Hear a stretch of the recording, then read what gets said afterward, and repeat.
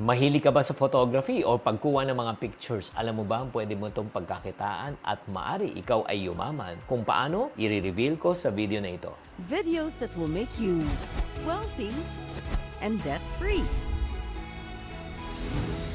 Disclaimer po, I'm just here to share business ideas and expertise on monetizing your skills. Itong mga ideas na ipipresent ko is meant to inspire. Kung gusto nyo pang malaliman na kaalaman, I recommend seeking guidance from experts in your chosen field. So, usapang business ideas po tayo, lalo na pagdating sa photography. Alam mo, ang napakaganda po ng opportunity kung ikaw ay may hilig, lalo na kung may cellphone ka ngayon, pwede mo itong pagkakitaan. So, bibigyan ko ng ideas as I give it to you. Ito po ang mangyayari. First, I will give you how it works. Tapos next, ano yung marketing strategy na pwede mong gawin at pagkano ang pwede mong kitain. Let's go first to event photography services. Since magaling ka na, di mag-offer ka na ng mga tinatawag nating portrait shots or pwede kang mag-event coverage. It all depends, di ba? Kung magaling ka talaga sa photography, ang pwede mong gawin na ito yung marketing strategy. Number one, pwede kang magbigay ng free service muna sa mga special people at alam mo mga influencers. Sabi mo, sir, ma'am, meron ba kayong labas? Baka pwedeng ako mag-photoshoot sa iyo for free. Wala kayong babayaran, walang commitment. Ang gusto ko lang is makunan ko kayo kasi idol ko kayo.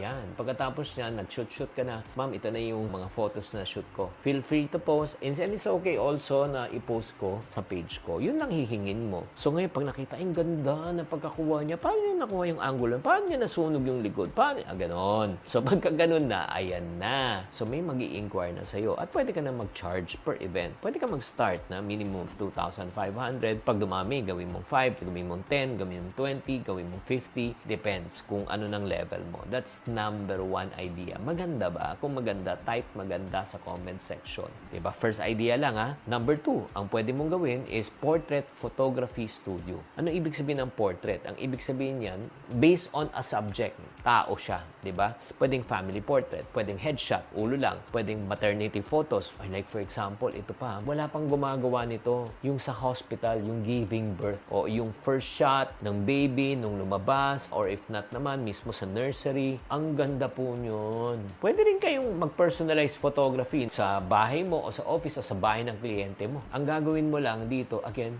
una, free service. Pakitang gilas ka muna. Gawa ka muna ng portfolio. Then post mo sa social media, itong kaya kong gawin. So again, tuwing may photoshoot ka, mahina na yan. 5K, 10K.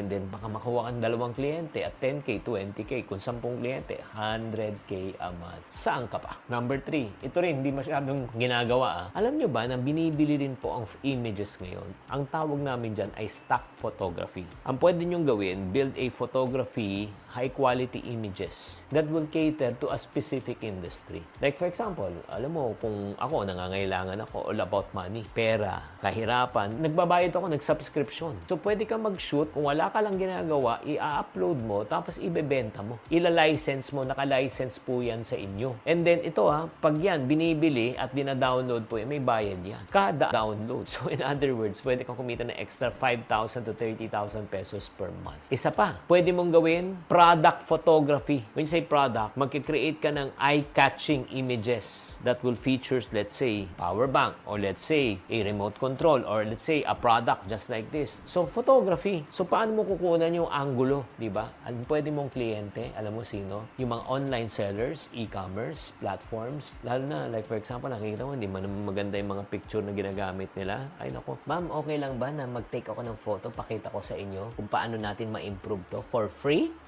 Kuha ka lang ng isa. Isa lang O maganda ba? Nagustuhan niyo iba-ibang angulo? Ay, maganda siya. Pwede mo bang kunan na rin yung mga ibang products ko? Ma'am, yung una libre. Yung susunod, may bayad na po. In other words, magkakaroon ka na ng income, di ba? Project. So, easy yan. 10,000 to 50,000 pesos per project. O, isa pang photography. Wala rin nakakapansin ito. Tindi nito. Real estate photography. So, yun nga. Yung mga house for rent. Pangit ng angulo. Kaya hindi minsan di ba? Yung mga house for sale. Dapat i-reach out mo. Sino? Ang dami nito. Real estate agents. Property developers. Take ka ng photo. Pakita mo. Di ba? Offer virtual tours. Drone photography. Drone video. Ay, nako. Pag ako, yan ang gagawin ko. Bakit? Magcha-charge ako ng 15,000 minimum to 100,000. Depende sa talent ko. Diba? Per property. Grabe naman. Di ba magandang idea? Chris4557, si GD, at the same time, Joyce Silva. What can you say? Nagpapa-shoutout to mga to. Ngayon, kung expert ka na, magaling ka na, may following ka na. O, ito, next. Photography, workshop, and classes. You can teach aspiring photographers essential skills and techniques. Hands-on workshop, online courses. Ang isang lodi na talagang sinusundan ko pagdating sa photography, walang iba kundi si Mr. Pat D. P-A-T-D-Y. Alam mo, pwede ka mag-charge ng 5,000 to 20,000 per person per workshop. And then, isa pa. May mga iba naman, take ng picture, pero hindi nila alam paano organize. Guilty ka ba? Oo, guilty ako. Ang dami kong pictures sa wala lang, pictures lang. Pero hindi ko na-organize. Hindi ko naayos na optimize.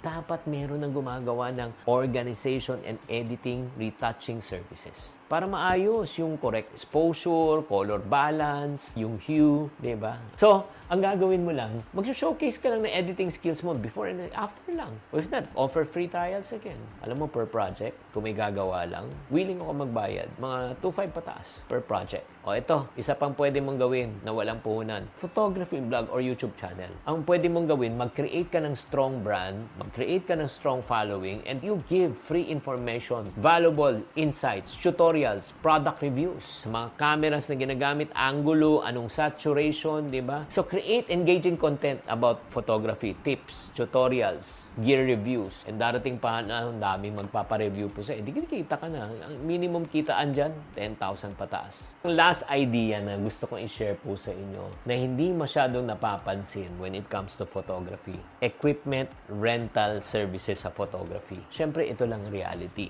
No? Hindi lahat ng mga photographer kayang bumili ng mga high-end equipment, yung mga lenses, lighting gear, accessories. Alam mo, pwede mong gawin, paupa ka. Kung may pera ka. Kada labas, magkano yun? Let's say, 10,000, 20,000. Kung makadalawa, tatlo, isang buwan, panalong-panalo ka na. So again, sino ka partner mo dito? Siyempre, yung mga nagsushoot. Or if not naman, mga companies and organization who needs it. May tao sila, pero wala silang equipment. So magre-rent sa'yo. Pwede kang kumita ng 10,000 to 6-digit income per month. So kung tutuusin nyo, kung ang passion mo, kapatid, ay photography, pwede mo itong pagkakitaan. Kailangan lang sapat na kaalaman at karanasan. At pwede mo nang i-monetize ang iyong hobby. Sana naman nakatulong ulit itong episode na ito. Kung nakatulong tong episode na ito, paki-type tulong sa comment section. And ang panalangin ko, sana matuto rin kayo sa ibang episode kasi ang dami kong episode about business ideas right now. Nag-series ako. 10 business ideas sa mga taong mahilig sa sapatos. 10 business ideas sa mga taong mahilig gumala. 10 business ideas sa mga taong mahilig kumain. At kung kayo yon, i-search na lang sa channel na ito. Maraming